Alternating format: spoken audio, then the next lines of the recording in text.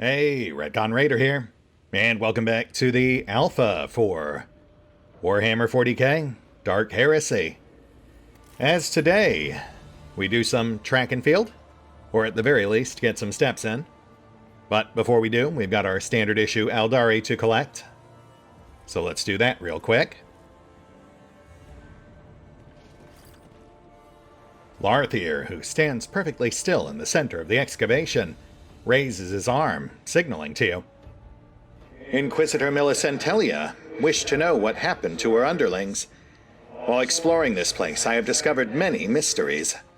Buried secrets, hidden songs. The helmet tilts slightly to one side in clear contemplation. They are here, beneath the ground, waiting for someone to listen and unravel them. Some are connected to the Xenos you asked about, but not all of them. The melodies of these mysteries rise to the surface in places where the veil between the Empyrean and real space has worn thin. I must reach these places and perform rituals to hear what is being said in each song. They are located in areas where dwellings of your kind are concentrated. Millicentellia's entourage calls this place Maris Sportum. Marisportum. Yeah, I was afraid of that. Fair warning, that'll put you right in the path of Sister Septima. I'll do my best to run interference, but I can't make any promises. The helmet slowly turns in your direction. Did you suppose that helping me would begin and end with your fine company? You were mistaken. You will find a way to ensure that no one interferes with my mission. Yeah, that's pretty much what I just said. Though, I mean, even ignoring the Sister of Battle. You've got to know, the locals probably won't take kindly to you either. No. The intelligence of the local Monkey is insufficient to recognize a member of another species in this guise. They will take me for a distorted version of their own kind, a mutant. Larthier gives a slight shake of his head.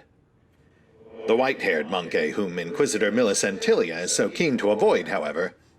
It would be best if she and I did not meet either. Not yet, at least. Yeah, a confrontation does seem inevitable. I have to imagine that's why Millie was so quick to fob you off on someone else. But at least we both understand what we're getting ourselves into. Yes, she seized her chance to get rid of this burden as soon as I was no longer needed. That cannot surprise you, surely. The helmet turns to you.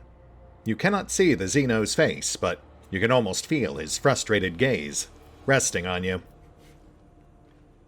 Yeah, I hear that. So tell me more about these rites. How's this all work? I will turn all my attention deep underground to songs forgotten by time and hidden by the ashes of generations. When those songs find a listener, they will reveal to me the mysteries that echo beneath our feet. Okay, that does seem pretty noteworthy. Let's get you attuned. Where do we have to go? A short pause. A place full of life. A place imbued with emanations.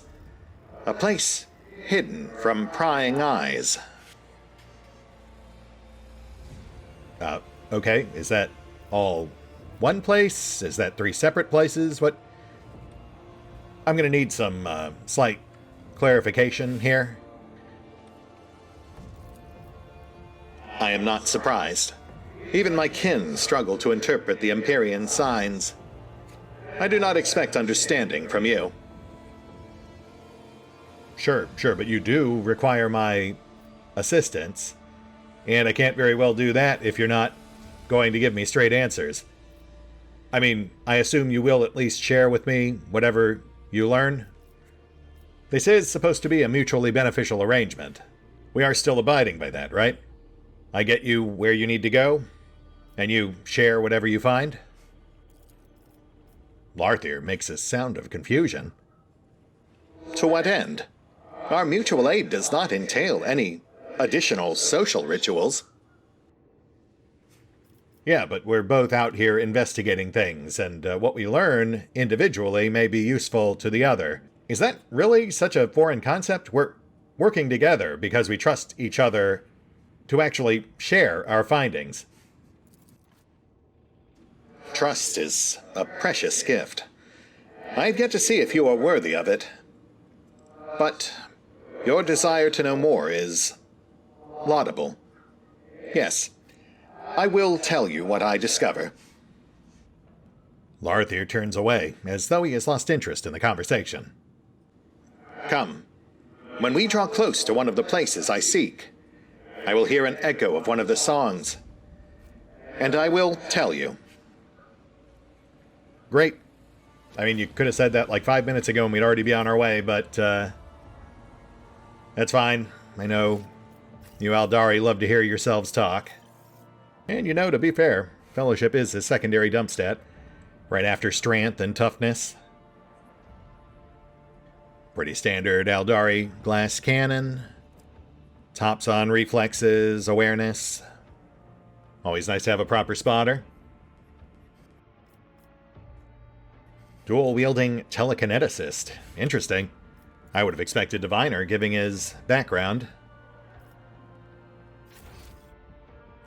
Oh yeah, look at that. He's rocking dual Aeldari blades. His portrait's actually kind of misleading, because there is nary a staff in sight. Not sure how keen I am to toss a 20 toughness Aeldari into a melee fight, but I suppose we'll see how he does. Also, we still have this code amulet. We never did figure out what that was for. This, perhaps? No, still broken. Interesting. There's nothing else in camp. Do you have anything to report? I have no time for idle exchanges. Yeah, actually, I just wanted to get some more details straight before I headed out. If it helps you to complete your assignment more quickly, then let's talk. Well, it certainly can't hurt. You mentioned you had a meeting with Agent Scragg. When was the last time you actually saw him? Were the reports not informative enough? Scragg last contacted me from the swamps. You can start there. Right, the swamps. Well, that certainly narrows it down, thanks.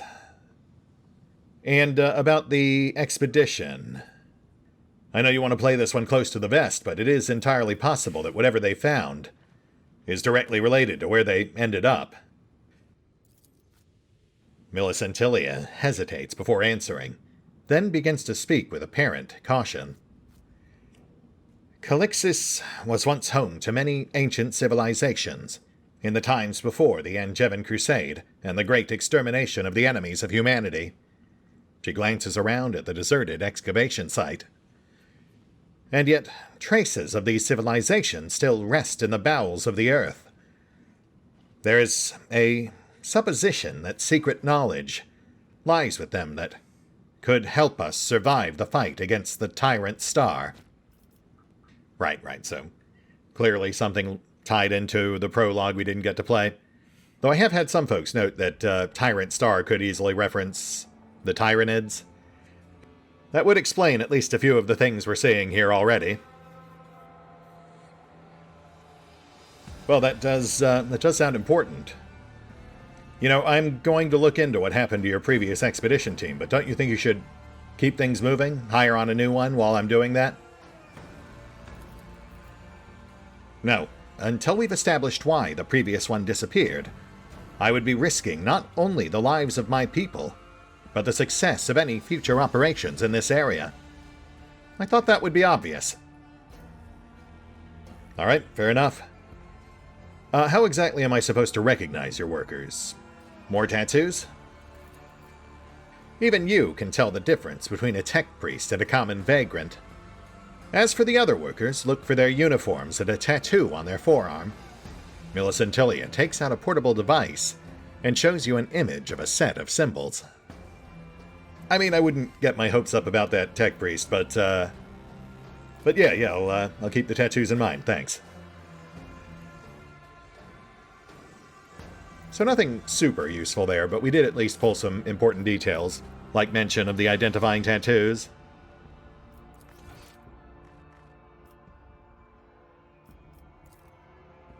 Oh, and Larthir is feeling chatty. Let's see what he has to say. I hear a song, almost faded to a whisper.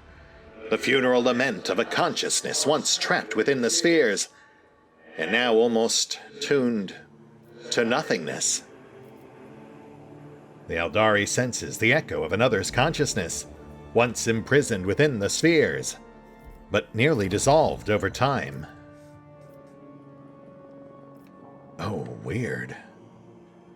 Well, I was thinking those were like teleportation bubbles, but now we're right back to localized psychic phenomena.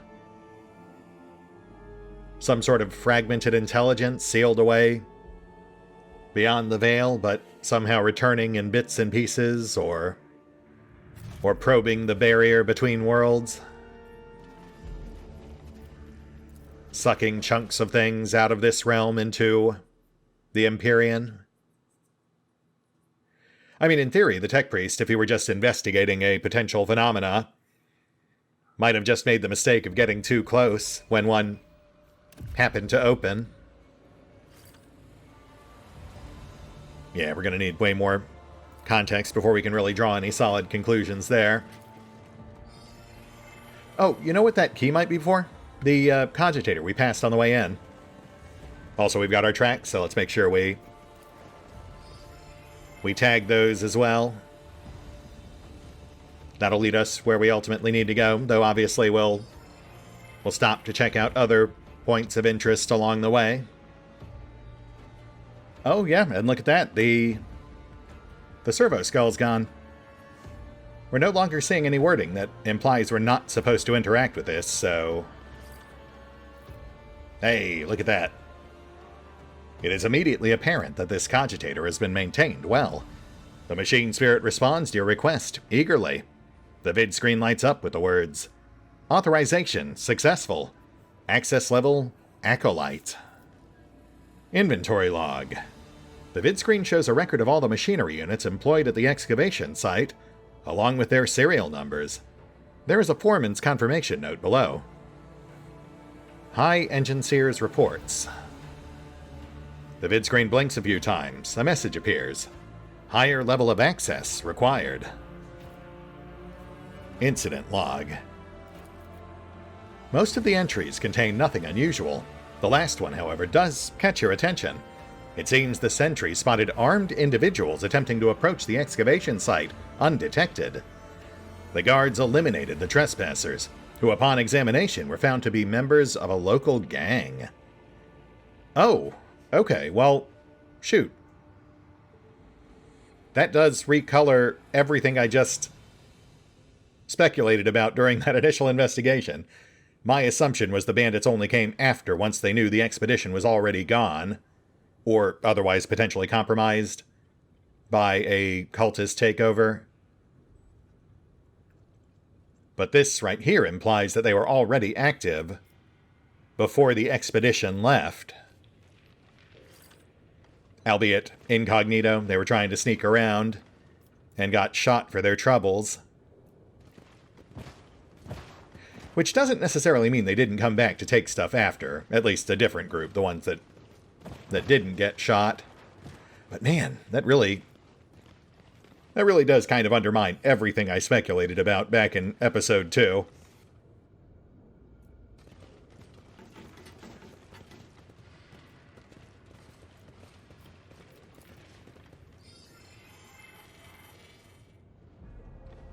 Scanning of tracts has been discontinued. Continuing the search beyond the camp's perimeter is recommended.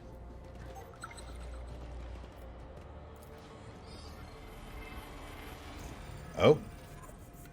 Traces of fading psychic force activity detected.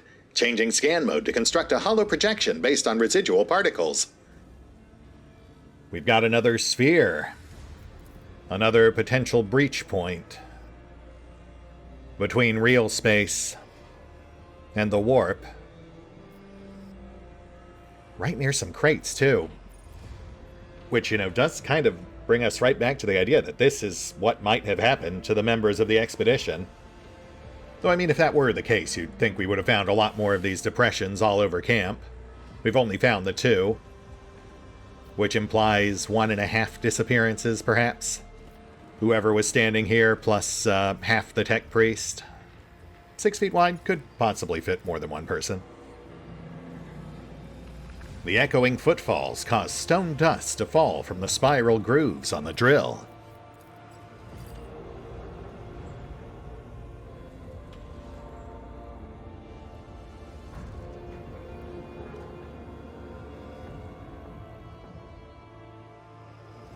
Interesting. Not sure why the drill deserved that kind of panoramic sweep. But obviously there is some strangeness going on at camp, so who's to say? Local bandits were watching the excavation. The camp guard shot any who came too close. But then we do also have this other clue that indicates the bandits and the fanatics clashed. Which again might mesh with the theory that the cultists completely compromised or otherwise replaced the expedition. I mean, I could spin my wheels on this all day. We're not going to know for sure until we find more clues, so let's follow these tracks. See who we find on the other end. I mean, it might even be the workers, but I do like the idea that they were just swallowed by random psychic phenomena. And that everything that happened afterwards was just, the 3 or 4 other factions all tripping over each other trying to take advantage of their disappearance. That's very much the sort of main plot misdirect I would use back in the day. Back when I still used to run tabletop.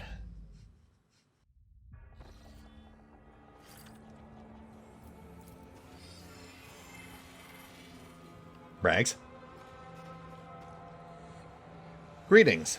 I hope you've already discussed all urgent matters with Lady M. We shouldn't talk. It attracts attention. I have a shadow living in my head. It's watching me. I need to behave, or the shadow will come out of my head and kill me. Oh, okay, well, good luck with that. Yeah, that's probably fine. Millicentilia's people leave no witnesses. The old recologer was lucky to receive a quick death from a gunshot to the head. Oh, I wish I could say I was surprised, but again, at least they had the common courtesy to not do it right in front of us. Sorry, old man. I tried. One of the songs of the depths rises nearby, somewhere near the water. Oh, I see, right next to Septima's camp. Yeah, that seems safe. Larthier seems to listen intently for a few seconds. Yes, I hear the song of the Empyrean with clarity in this place. Step aside and I will begin.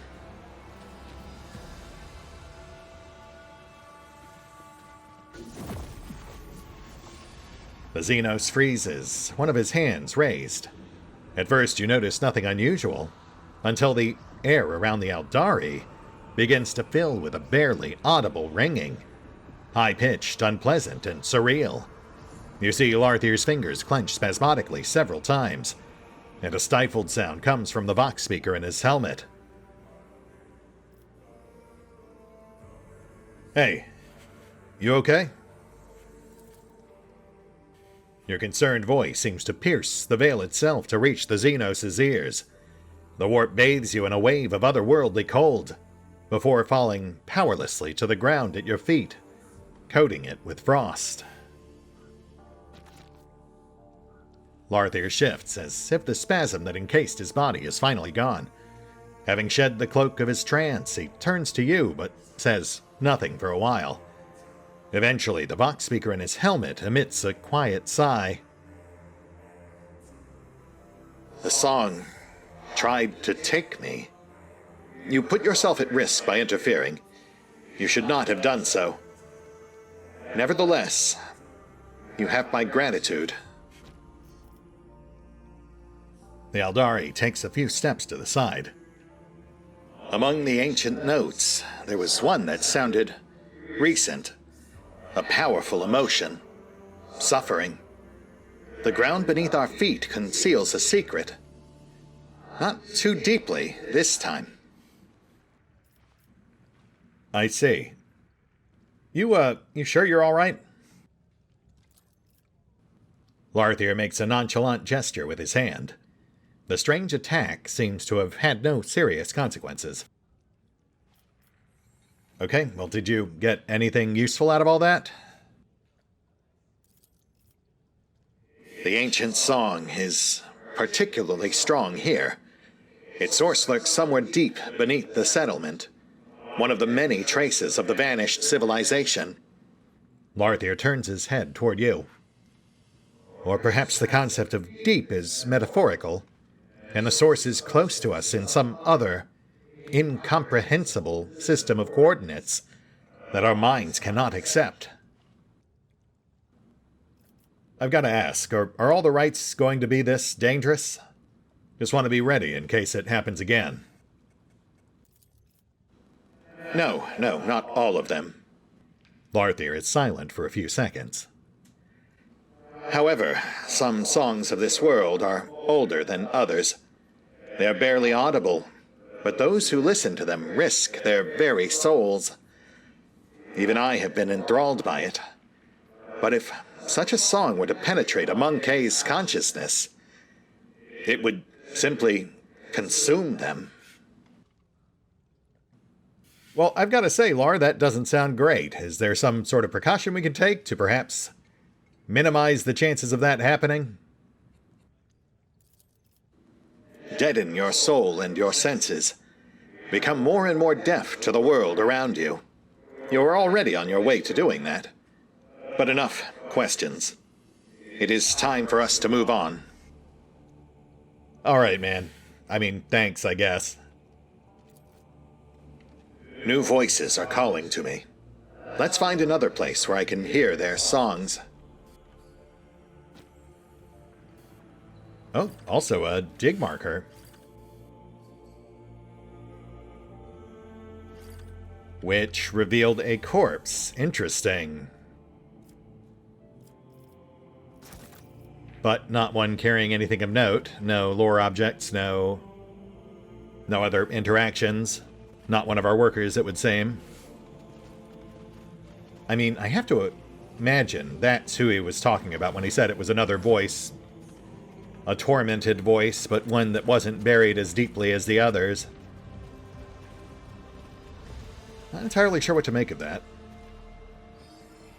But at least we didn't have to deal with Septima. Really felt like they were setting us up for a confrontation. Which I'm sure they still are, but, at least it's forestalled. For now. Ultimately, though, I suspect we will have to pick sides.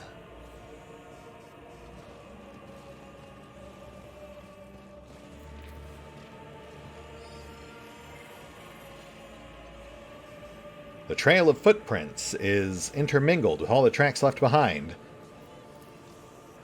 You must pinpoint the specific footprints you are looking for. Okay. How do I do that? Got a corpse over yonder.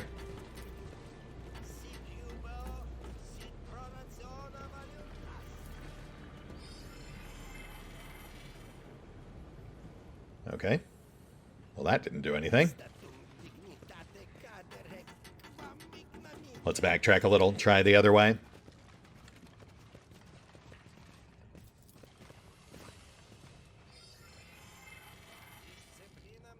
Push. Okay, not sure what that accomplished. I guess there were more tracks under the boxes? That feels weird, but sure. Sure, why not?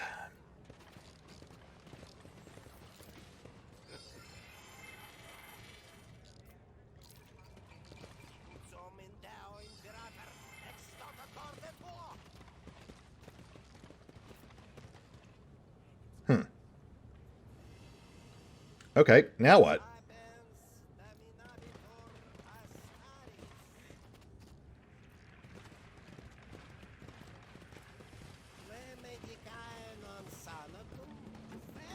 Oh, right there. I feel like they really didn't need to have us click on so many footprints. Might leave some feedback to that effect.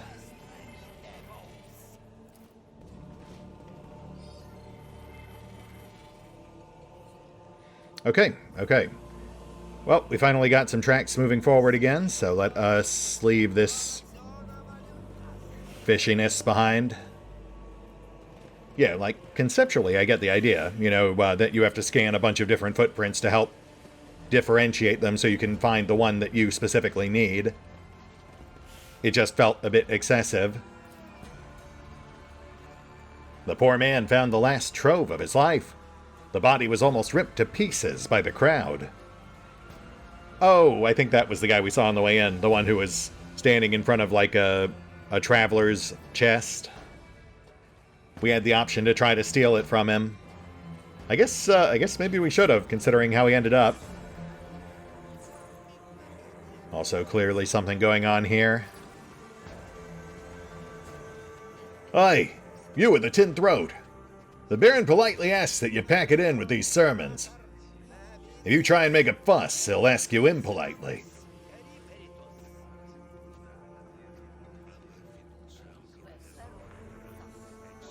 Faithless ignorance! Once again you stand in the way of repentance! Once again you take salvation away from these people! We will endure it, but only for now. Yeah, endure it. That's what the God Emperor told you to do. The rest of you, get out of here. Don't you have jobs to do?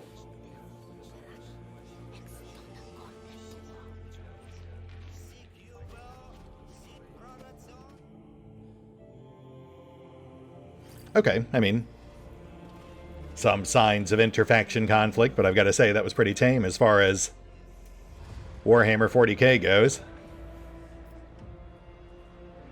Also, I notice Larthier seems to have something to say, but I have no idea how to actually talk to him. How do I trigger that?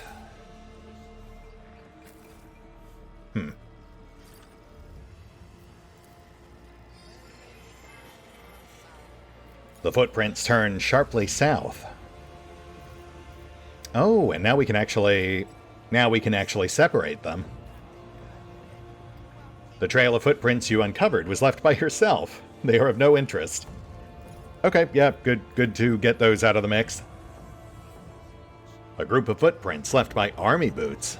One set stands out for its inhumanly large size. Well, that doesn't sound like what we're looking for, but it does sound like something I want to check out.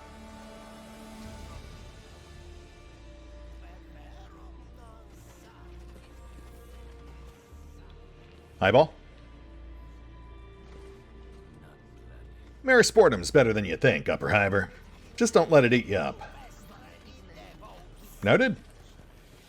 Surprisingly upbeat messaging from our local luminous gang. We are all filthy, but these are filthier than the rest. Their souls are stained with vice, and today we will wash it away with blood. Gracious God Emperor, do not abandon us. Help! We just want to live! The lowly mind fears purification. Only through suffering do we gain forgiveness. Yeah, I don't like this. Can I... Let me go. Sibelius the Infallible knows I was just hungry. Alright, well, I can't actually do anything about that, so I guess good luck. I'm sure you'll be fine. A symbol daubed in blood, comprehensible to the dull-witted residents of the Hab Zone. This is how the local preachers mark the houses of those who are insufficiently zealous in their service to him.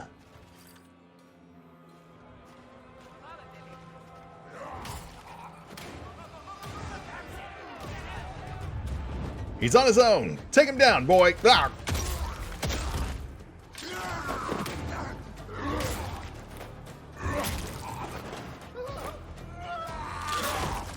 Oh, hi.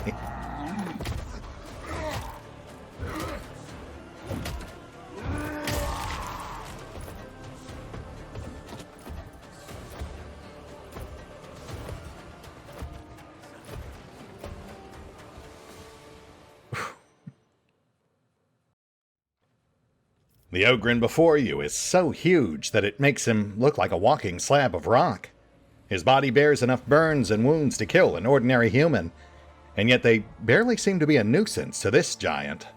He takes a menacing step toward you, raising his weapon with a growl. The abhuman's arms and shoulders are covered in pale scars.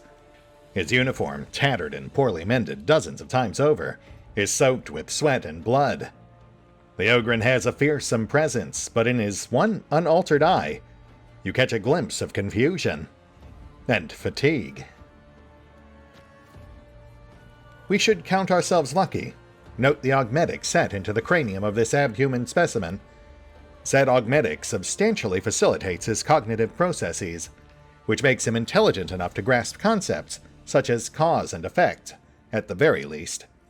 Simply put, this Ogryn has the capacity to assent to basic agreements. First, you cultivated a variant of Monkey that would have the worst of your traits amplified tenfold through a decline of the mind. And then you had a change of heart and scrambled to invent a way to make these creatures think once more? In Larthir's tone, you can distinctly hear bewilderment and mild disgust, apparently at humanity's intelligence. Yeah, that's fair. Easy there, guardsman. You can relax. I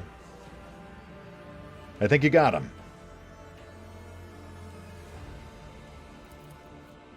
Guardsman.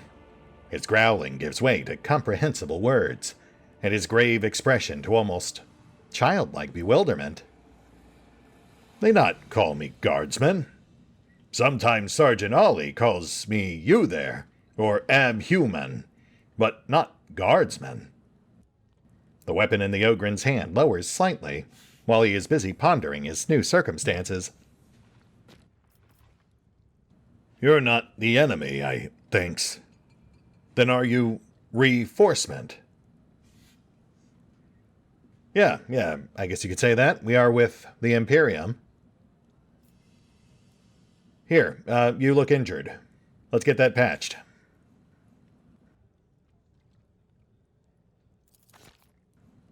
For me? I'm not allowed. It's what the sergeant says.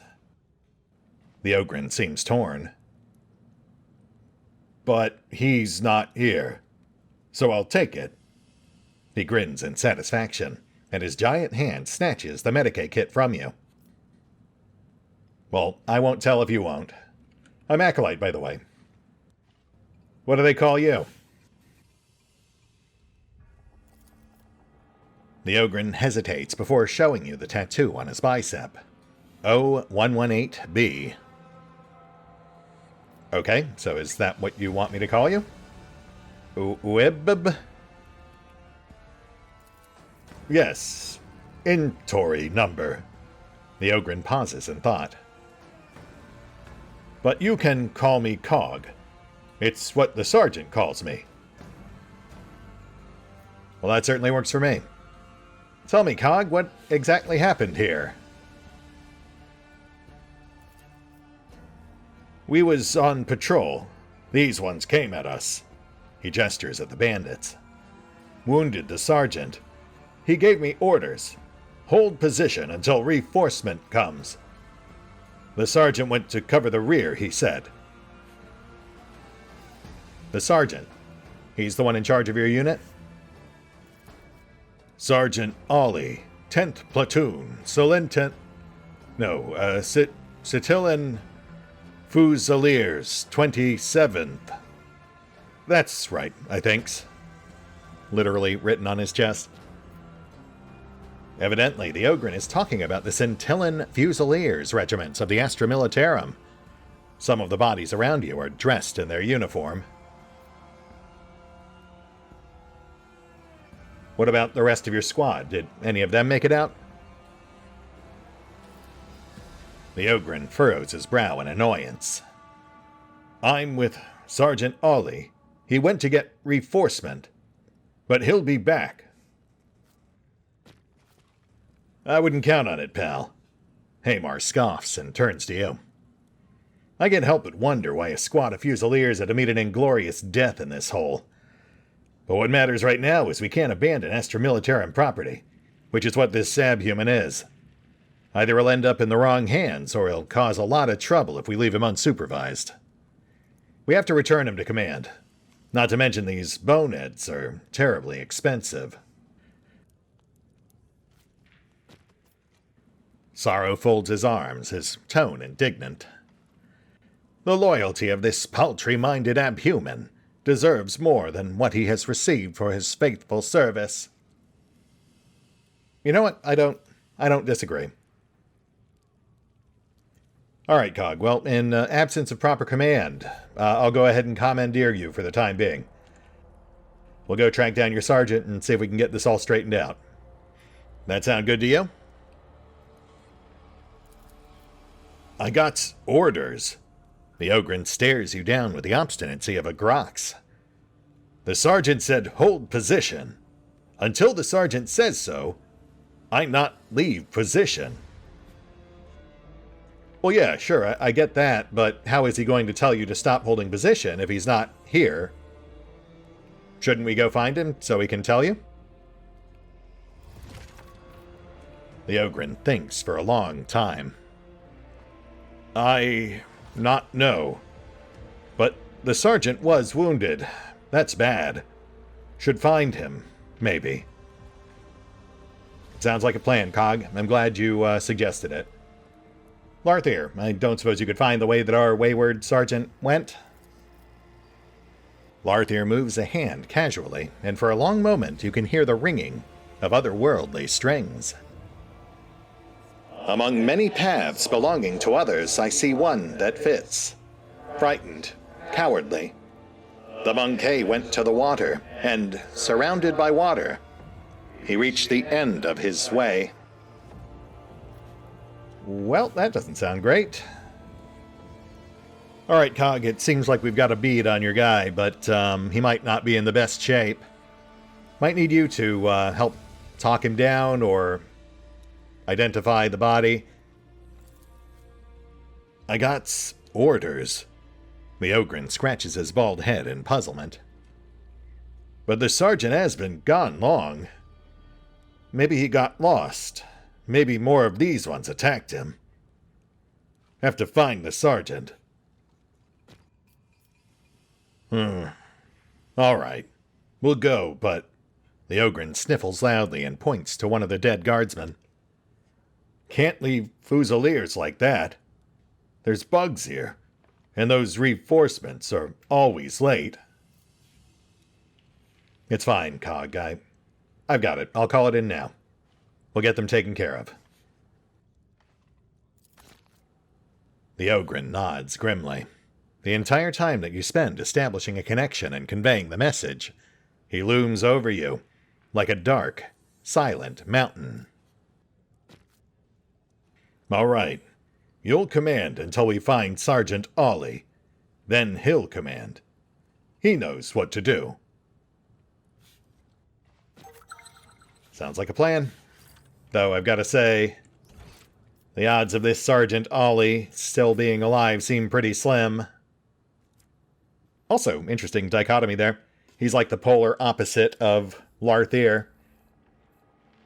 All brawn, no brains, as opposed to Larthier, who's really too smart for his own good. The classic Aldari conundrum. They often end up being their own worst enemies. As far as builds go, pretty straightforward warrior, albeit a 2x2 oversized one, with the special Ogryn bonehead background, which notably keys intimidation off of toughness instead of fellowship.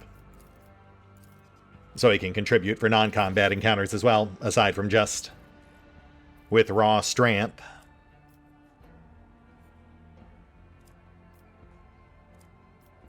Nice. Good to have a proper tank. Welcome aboard, Cog. I'm sure we'll put you to good use. The footprints around here belong to the Fusiliers and the Ogryn. There are no excavation workers to be found. Initiating Vox frequency tracking mode. Oh ho, we've got a tracking meter. That's fun. Gives us a general idea of where we're going. Though, Larthier did also mention he went to a location surrounded by water. Which is not here, but we might as well check this out anyway. We are close, though. That actually put us closer than we were up top. So, presumably somewhere along this particular water feature. Somewhere over here. Oh, look at that. We've got a corpse on yonder dock. Surrounded by water. Methinks that might be our erstwhile officer. Let's go tag the proper print, see if that takes us in that general direction. Also, while we're here, we'll take full advantage of Cog's temporary quote-unquote presence.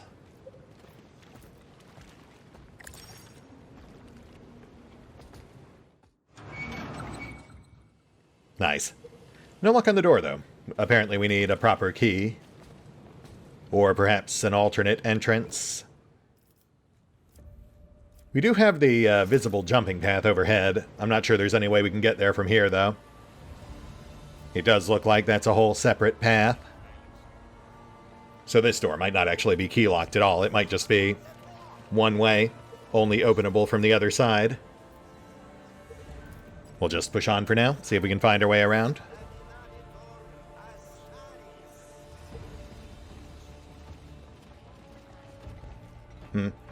Very dense environments. I'm trying to make sure I don't miss anything, but there's a lot to take in.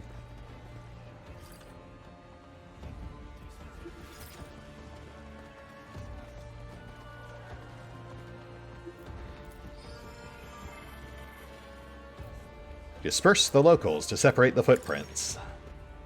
I have a lot of clean shirts hanging around. What, do they think they'll find a Gergesum stash or something?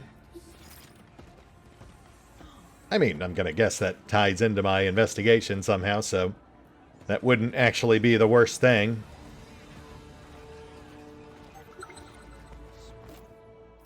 Toxin grenades.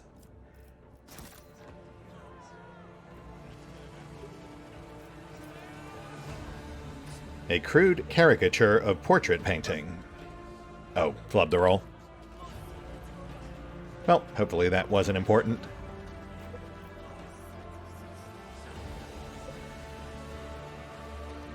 Is this our guy? Gergesum. Black, oily liquid lazily flowing in a cracked injector. A combat stimulant that reeks of chemicals and stagnant water. But not our sergeant. We are close, though.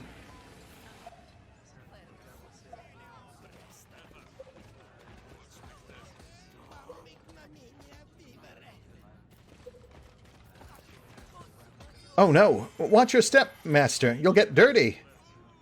You cannot read the tracks. The aspect signal is blocked for an unknown reason. Because we're about to walk into the middle of a fight. Gotcha. Alright, well, I hate to say it, but we're going to have to call it there then. Yeah, I don't have time for a full fight right now. Holidays, you know. But soon. We'll hit the pause button for now. I'll take care of the usual off-screen bookkeeping, and we will pick up here soon. See you then.